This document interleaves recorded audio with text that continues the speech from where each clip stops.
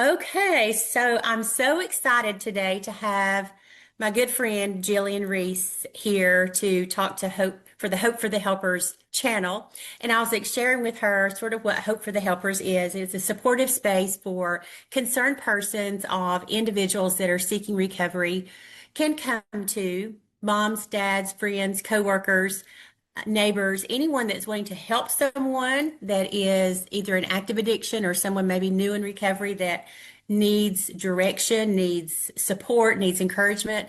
But you as the helper don't really know what's the best things to do and what's not the best things to do. And you're trying to navigate a whole world of stuff that maybe you have experienced before, maybe you haven't. So all of my guests on Hope for the Helpers are people that I love, that I respect, that I've worked with in the community for the past 15 years or so, and they know exactly how you, the helper, feels because they too were helpers in one sense or another for whole communities or for pockets of people or whatever. They know exactly how you feel being overwhelmed, not knowing what to do next, not knowing how to handle certain situations, and feeling like you have to be perfect all the time. And sometimes I say we because I'm in that boat too. We lose ourselves in the middle of all of that, trying to help that person. And how can we, as the helpers, stay present and stay excited to be part of someone's journey without taking over and without losing ourselves and not having anything to give at the end of the day? So I go into all of that to say Jillian has done all sorts of amazing things. And I'll let her share what those are to introduce herself because I don't want to get any of it wrong. But she's just a wife, a mother, a community partner, all the things that anyone would be happy to learn from. So, Jillian, tell us more about you, and you can start anywhere you like. Sure. Thanks for having me. You Yes. know that I have been an Angeli fan since elementary school, I guess. So I'm really grateful that you're doing this, and I just know how valuable this is to so many people. And it's something that we don't talk about enough. We do a lot of work supporting the person with substance use disorder, but we don't do as much work supporting their support people. And Yeah. so for me, I have been a helper since, I don't know, I was born, I guess. And really, Yes. really just always fell into positions and into places where I could love people and help people and serve people. Where that got complicated was when I was doing it so much that I lost who I was. I lost any at all resemblance of Jillian and what does Jillian want and what does Jillian need. Mhm. And because I was just giving and giving and giving. And I think for me, the past year has been a really, really great time of reflection for me and a time of getting back to who I am and who I want to be. And so I think I'm excited to be here and excited to share those things. That I will always feel like it's so important for us to share our journeys because that's how we support other people. It's very easy to look at somebody and think that we know what's going on with them or think we have an idea of what they're walking through. And really, we have no idea what other people are walking through. So, to me, sharing stories and being willing to say, I've walked through this, admit that we're not perfect, admit that we've made mistakes, but also remind ourselves that we deserve love and we deserve grace and those kinds of things too, because I think a lot of times we're willing to give that to other people, but not to ourselves. So, Yeah. I know when I was running an organization, and you know what that is, I won't go into all that, but when I was running an organization and I was the helper, I definitely lost myself. It was 4 years that I was the executive director, and I had all these people coming to me. Can you help me find a this? Can you help me get a that? Can you show me where this is? Can you, and all of those things were things I wanted to do. But there's only so much time in a day. And I only have so much up here, and I only have so much here in order to give. And I felt very ragged at the end of that 4 years. I felt like I was just running ragged. And none of those people that we were serving were my family or my close friends. And so, as a person that has a child or a husband or a best friend or a sister that is, walking through active addiction of any kind, I can't imagine how ragged I would have felt if it were my personal person that I was helping, because it really takes a lot out of a person to support or it can take a lot out of a person to support and to be there. But oftentimes, family members or concerned persons, they don't know really what's right to say, what's right to do, what's wrong. We don't want to do too much where we are hurting that person. Do you have some examples of maybe some things that would be not good to do when you're trying to help? Because sometimes too much help is bad, and it hurts your person. So, For sure. mhm, So I started in Nar-Anon about 9 months ago, I guess, and it has been completely life changing for me. I always encourage people to do 12-step programs, and Craig Forster said they worked, and so I went with it and was like, he knows what he's talking about. Everybody go do one, and I really hadn't experienced it for myself, even though I was an advocate for those programs for everybody else, and really starting to work Nar-Anon and look at, my addiction is to people. And so it mhm. doesn't matter what else is going on, or the people who actually need me, or the people who, should be getting my priority. All I see is people that need me, and I will give and give and give and do and spend and, whatever else to meet whatever those needs are. And so for me, working the program has been huge. And I think really just even in the very beginning steps and being like, I don't have to control everything. Like Mhm. something bigger than me has got this. And so I don't have to step in and be everybody's wife and mama and sister and best friend. And like, I can serve a purpose, And social worker. and yes, but I don't have to meet every need that they have every time. Sometimes it's not Mhm. my place, and sometimes that's not my role. And I think really that's what got me into a lot of my heaviest days, was trying to be too much for too many people and not having the ability to say no because I just wanted to love and be loved. Yeah. And so I think for me, the program has been huge, and really looking at, not just what can I give, but also what do I need? Like, how do I invest in myself so that I can give in a healthy way? And I Mhm. think being on the other side of it has been really interesting for me, because, like I said, I've always encouraged people to do 12-step programs and always, wanted people to be involved and have that community. But being able to be on the other side of it really makes me wish that I had done a better job in all of my work in the community in saying, we got to make sure we're supporting the helpers too, because we do Mhm. such a good job of being like, okay, this person is coming out of jail, they're sober, we're going to wrap our arms around them as a community, and we're going to love them, and we're going to everything else. But we don't care about the people that are taking care of them. We don't Mhm. look at that. And I think too, one of the biggest things for me has been looking at how, when the helper struggles, how quick we are to just brush them off and be like, Yeah.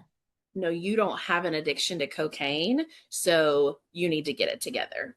And that's not fair. It's not fair No. to the people that are giving and that are loving and that are, again, addicted to people just as much as some It. people are addicted to Yeah. other things. And I've really seen a lot of that. And what I've seen that's beautiful is, and I'll talk about Craig Forster again. His program is incredible, and the men that he invests in are incredible. And what I Mhm. saw as I walked through, this is gonna make me cry, sorry. What I saw as I walked through some of my darkest days was the very guys that I had invested in were the ones that showed back up and were like, our program says we love people no matter what, and we're there, and being people that showed up and were like, I don't care what you did, what you didn't do, what you have, what you don't have. Like, I love you as a human.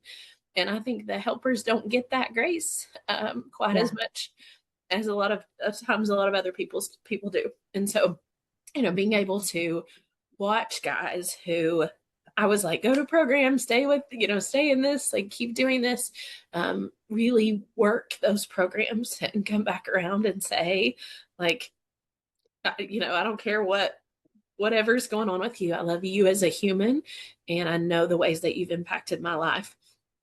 And I think the helpers need that sometimes. We're so wrapped up in everybody else and caring and loving and trying to fix that um, we don't get that same grace. We don't. Nobody's looking at Yeah. the person being like, she is a whole hot mess, and and my You're not a Nar-Anon hot, sponsor. you are not a hot mess if you've never Oh, been a hot mess. listen, I'll own it all day. But my sponsor now, like she says, like, I used to look at you and be like, I don't know how she does all the things she does. And to me, that was like a badge of honor. It was like, yes, I can do everything in the world. Like, we're women, we rule the world. But Yeah. but looking back at it, the way she saw it was like, this is a train wreck about to happen, because you can't do everything. Like, you cannot do everything for everybody all the time. Hmm. And I think it's also been really, really cool for me to see the people who do show up for you, when you Hmm. are not helping them. A lot of Yeah. people are on your team and love you, you know, Oh, yeah. endlessly Regardless. when you're Yeah. doing what they need you to do, or when you're Hmm. helping them or being there for them. But then it's not the same, when you Hmm. can't help anymore, or when you don't have the capacity to give. And I know you walked through that a little bit too, that as long as you're giving and doing and being to everybody, everything's fine. And the minute that you're struggling, it's not fine anymore. And so I think for me, that's a huge part of what helpers need to hear, is that there are support people out there that will stick with you, whether you're at your highest or at your lowest. Hmm. And there are people and programs that really understand what you're walking through and how heavy it is and all of those things. And I think for me, lots of people in my life who have struggled with substance use disorder say they walk into a 12-step meeting and they found their people. Like, they finally Yeah. feel like somebody gets them, somebody understands.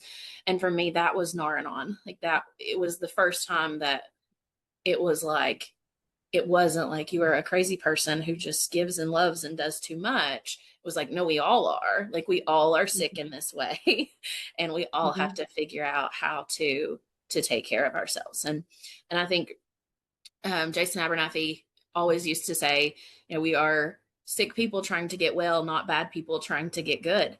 And I think for Yeah. me, like, that has resonated so much throughout the past year, because it's just, it's so easy for us to be like, they're doing life wrong, or they're doing whatever, and not really looking at what is their sickness, or what is their addiction, or what are the things that Yeah. they struggle with, and how can we make sure we're supporting them too. So And I'm sitting here thinking back to myself because you made me think about something for me that I've never put two and two together. But even in my sales career, I was highly successful in a sales career for about 25 years, 25 plus years.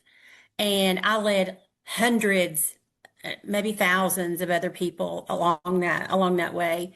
And in a sense, I was the same thing. I was helping them because I was helping them become successful. I was helping them learn the do's and the don'ts and the hows and the whys and all that so that they could, you know, do what they needed to do to make their life better. And I never even looked at it that way until I was just listening to you talk. And so that was me even when I started that at 19 years old. And that my active addiction was at the end of that. And so I'm thinking to myself, yeah, in addition to all the other reasons that led me to my active addiction, my personal active addiction, that was another thing. I was addicted to helping people and to seeing other people succeed and to get better and to do better. And then, it's like it took everything out of me because I was working 24 hours a day, 7 days a week. And that's what led me to when I took my first pill, my first narcotic pill for migraine headaches, I went, oh, this is it. Ta-da! Agree. I finally feel normal.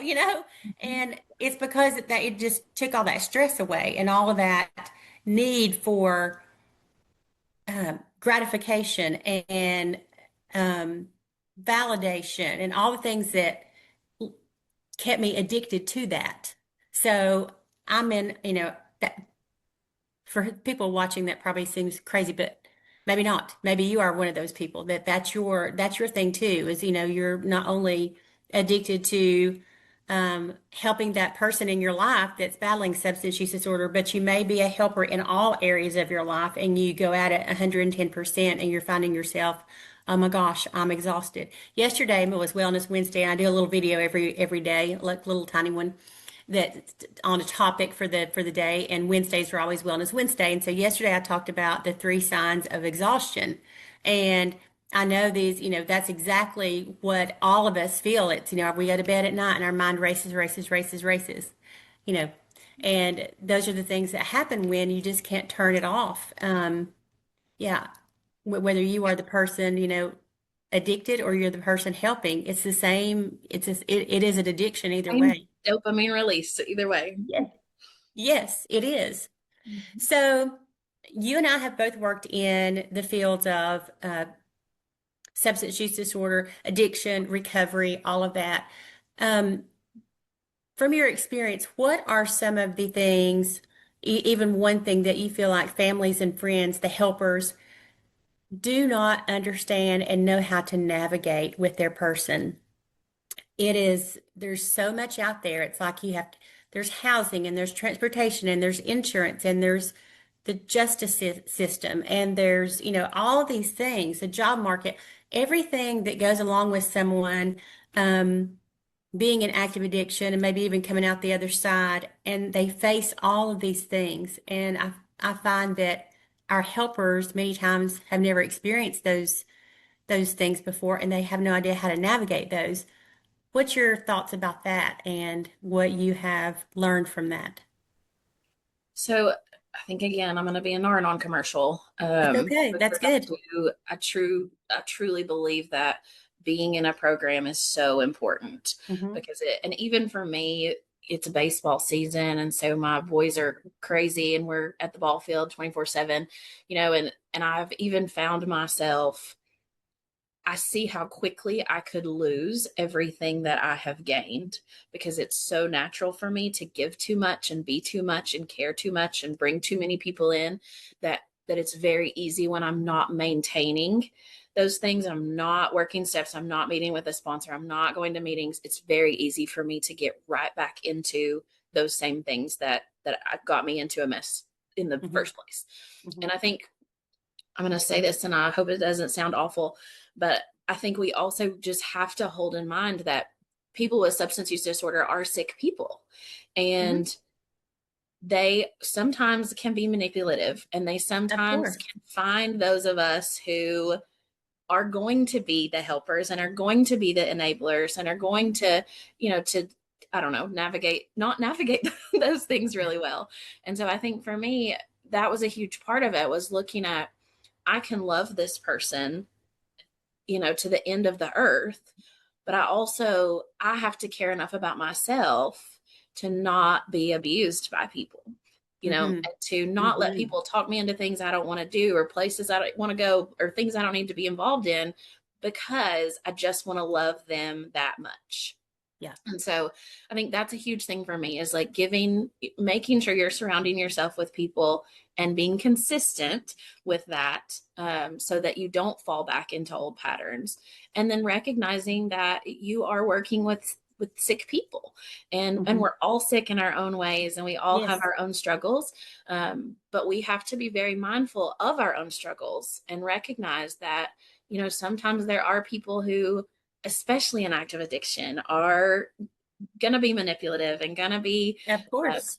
going to use us to get what they want. And so Yeah. for me, that was a heartbreaking truth that I still probably struggle with more than I should because I want everybody to be good and I want to see the wonderfulness about everybody. But everybody comes with their own stories and their own baggage and their own issues. And sometimes they're not able to set those aside to be able to love us well. And so we have Yeah. to be mindful of that. I love that. I love that. So, we've talked about Nar-Anon a lot. And